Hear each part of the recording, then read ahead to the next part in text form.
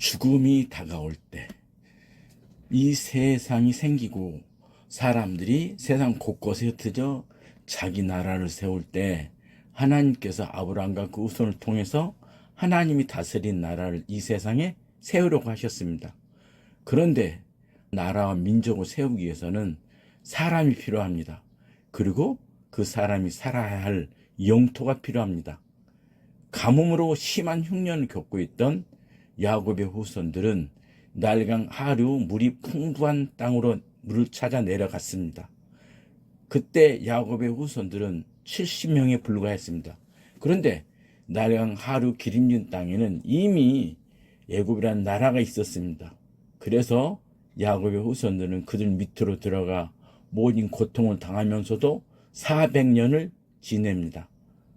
그러는 중에 야곱의 후손들은 자식을 낳고 또 자식을 낳아서 백성의 수가 많이 늘었습니다. 하지만 이들은 애굽에서 중노동에 동원되며 모진 고통을 당하고 있었습니다.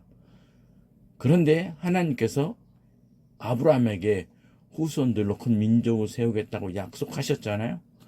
그래서 하나님께서 400년 동안 노예로 살던 이들을 구원하여 적과 꿀이 흐르는 땅으로 데리고 가서 하나님이 다스린 나라를 세우겠다 하시고 모세를 불러 애굽 왕 바로에게 보냈습니다. 모세는 애굽 왕 바로에게 하나님께서 내 백성 내어놓으라 하셨으니 이제 하나님의 백성을 보내주라고 하였습니다. 그러자 모세의 말을 들은 애굽의 왕 바로는 노발대발하면서 절대 안 된다고 합니다.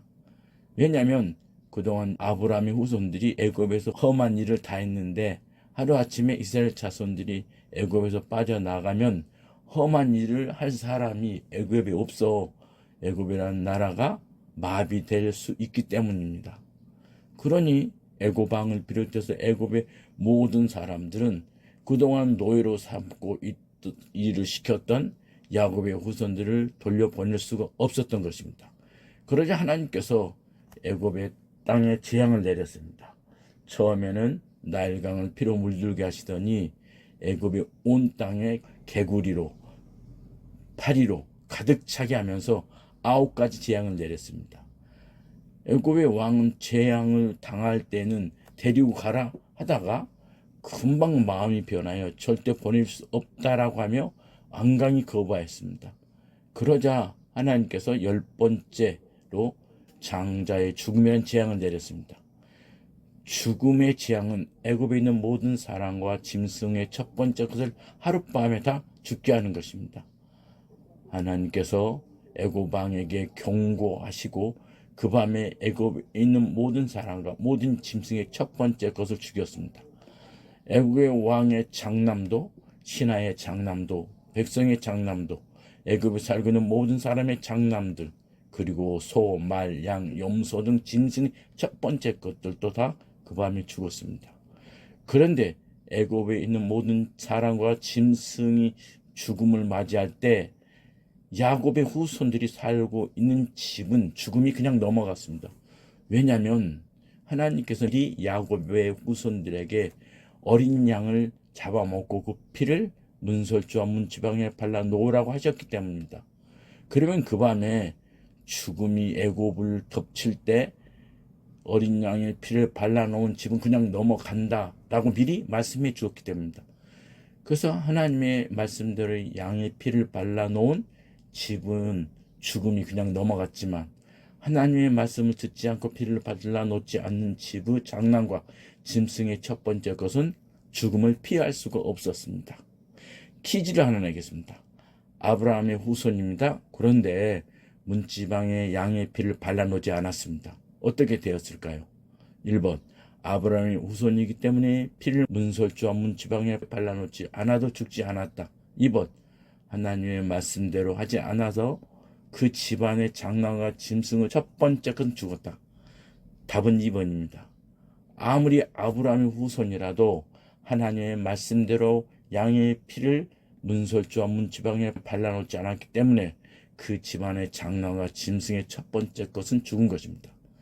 애굽의 왕 바로는 왕이지만 어린 양의 피를 발라놓지 않았기 때문에 장남이 죽고 통곡하였습니다.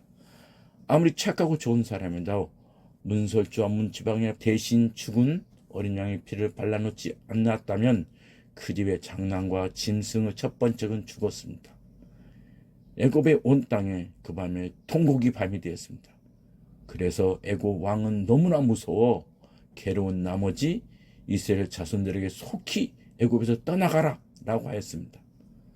애굽 왕이 떠나란 말을 하자 이스라엘 자손들은 그 밤에 짐을 싸서 급히 애굽을 탈출하여 광야로 빠져나왔습니다. 그처럼 지금도 우리를 붙들고 고통을 주며 죽음으로 몰고 가는 것이 있습니다. 그것은 우리의 죄입니다. 죄는 하나님을 떠나 세상에서 고통하게 하며 살다가 결국 죽음을 맞이하게 합니다. 그런데 우리를 사랑하신 하나님께서 우리를 고통과 죽음에서 구원하시려고 독생자 예수님을 이 세상에 보내셨습니다. 그리고 하늘에서 우리를 구원하러 오신 예수님은 우리의 죄의 값을 대신 갚아주시려고 우리 대신 모진 고난을 당하시고 우리 대신 십자가에 매달려 온몸에 물과 피를 다 쏟아내고 죽으셨습니다. 그리고 죽은 지 사흘 만에 다시 살아나셨습니다.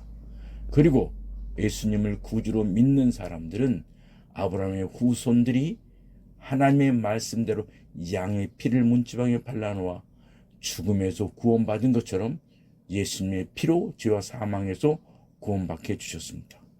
그래서 예수님을 구주로 믿으라는 것입니다.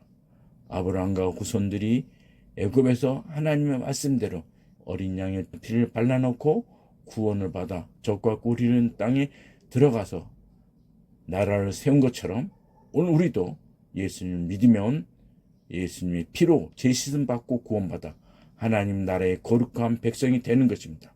그러므로 꼭 예수님을 구주로 믿으시고 예수님의 피로 죄 씻음 받고 하나님의 거룩한 백성이 되시기를 주님의 이름으로 축원드립니다. 아멘. 감사합니다.